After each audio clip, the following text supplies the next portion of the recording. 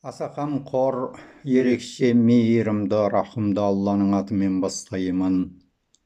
Шариғатымыз қашанда жаманнан тыйып, жақсылыққа шақырып отыратыны мәлім.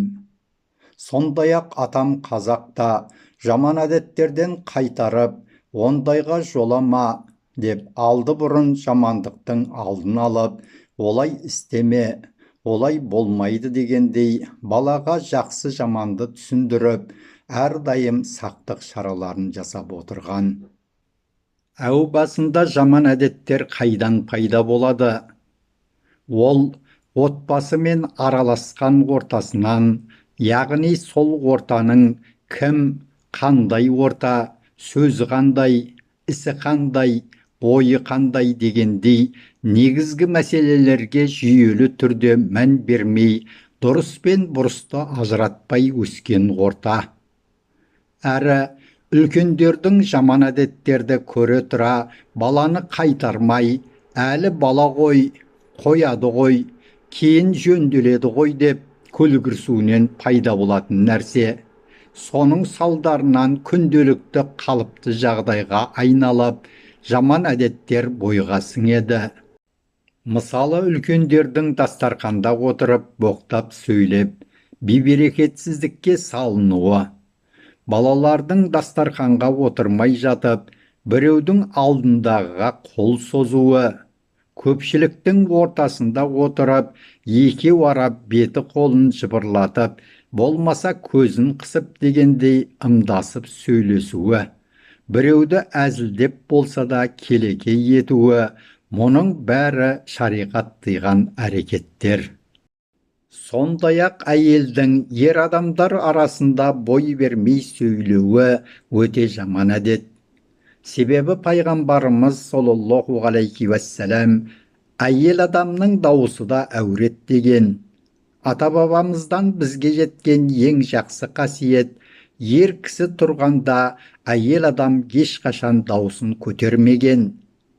Тіпті қажет десеңіз, әйел адам ер кісінің киімін кимеген, аяқ киімінен аттамаған. Ері тұрып әйел сөйлегеннен, әке тұрып бала сөйлегеннен қайтарған. Атпенен шапқан күйі ауылға кірмеген.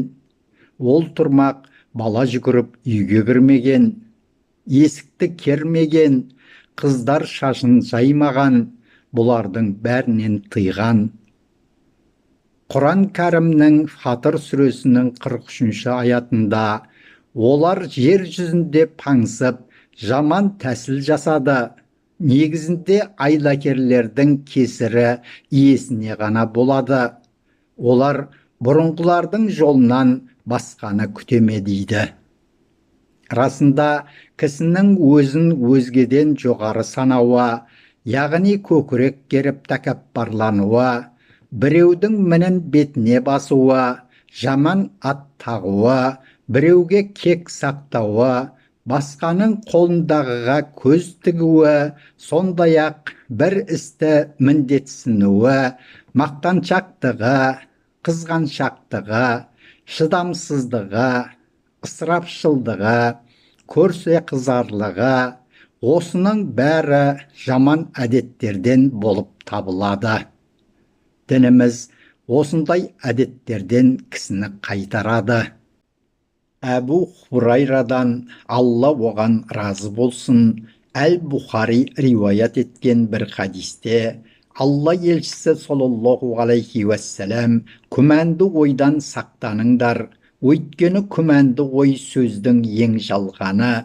Іздемеңдер, яғни басқа адамдардың кемшіліктерін табуға тырысып, мін іздемеңдер, аңдымаңдар, бағаны көтермеңдер, бір-біріңді күндемеңдер, бір-біріңді жек көрмеңдер, бір-біріңнен теріс айналмаңдар, бір-біріңе бауыр болыңдар, ей Алланың құлдары десе, келесі хадисте арасында шындық игілікке бастайды, ал игілік жәннатқа бастайды, Шын мәнінде кісі шындықты айта шыншыл болады. Арасында өтірік күнәһарлыққа бастайды, ал күнәһарлық отқа бастайды. Шын мәнінде кісі өтірік айта Алланың құзырында барып тұрған суайт деп жазылады деген. Олай болса, бәріміз де жаман әдеттерді қалдырып, жақсылыққа, шыншылдыққа, туралыққа ұмтылайық. Уа ағайын, атам қазақ, адам туа жаман болмайды, жүре жаман болады деп айтқан екен. Ендеше жаман әдеттерден аулақ болып, жақсы әдеттерді барынша бойымызға жинайық.